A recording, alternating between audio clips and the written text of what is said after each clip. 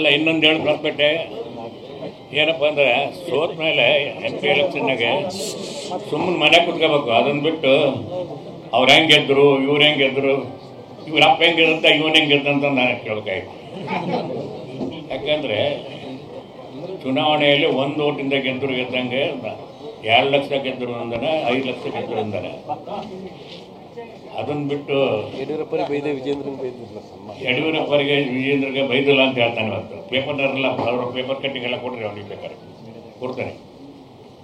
ಅಲ್ಲೊಂದು ಮಾತಾಡ್ತಾನೆ, ಇಲ್ಲೊಂದು ಮಾತಾಡ್ತಾನೆ. ಅವ್ರ ಹತ್ರ ಹೋಗಿ ಎಲೆಕ್ಷನ್ ಇದ್ದ ಮುಂಚೆ ನನ್ನ ಹತ್ರ ದುಡ್ಡಿಲ್ಲ, ದಯವಿಟ್ಟು 5 ಕೋಟಿ 10 ಕೋಟಿ ಸಂಬಂಧ ನಮಗೆಲ್ಲ ಕೊಟ್ಟೈತೆ.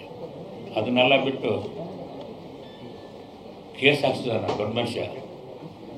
ಆ ಕೇಸ್ ಅವ್ರಂತ ಆಗೋದಲ್ಲ. ಅವ್ರಿಗೇನು ಬಂದರೆ ಅವನೇ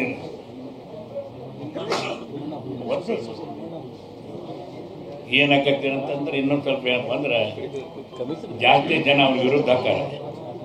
ಈಗಾಗಲೇ ದಾವಣಗೆರೆ ಸುತ್ತಮುತ್ತ ಅವರು BJP ಎರಡು ಮಾಡಿಟ್ಟಿದ್ದಾನೆ. ಇನ್ಮೇಲೆ 4 ಮಾಡ್ತಾನೆ ಅವನು ಅಂತ ಅವನು ಎಲ್ಲಿ ಕೈ ಇಡ್ತಾನೆ ಅಲ್ಲಿ ಇಲ್ಲಿ ಹೋಗ್ಬೇಕಂತೆ. ದಾವಣಗೆರೆಗೆ ಅವ್ರ ಸಂಬಂಧಿಕರು ಅಂದ್ರೆ ಆಸ್ತಿಗಳನ್ನೆಲ್ಲ ಹಾಕಿಡಿದಾನೆ. ಅದೆಲ್ಲ ಜನಗಳಿಗೆ ಗೊತ್ತೈತೆ, ಅದೇನು ಗೊತ್ತಿಲ್ಲ ಅನ್ನಂಗಿಲ್ಲ. ನಾಗರ ಬಸಪ್ಪ ರೈಸ್ ಮಿಲ್ಲಿನ ಜಾಗ ಓಟ್ ಹಾಕಿಡಿದಾನೆ. ಈ ರೀತಿ ಇರ್ತಕ್ಕಂಥ MP ಜನಗಳಿಗೆ ಮಕ ಹೆಂಗೆ ತೋರ್ತಾನೆ ಗೊತ್ತಿಲ್ಲ.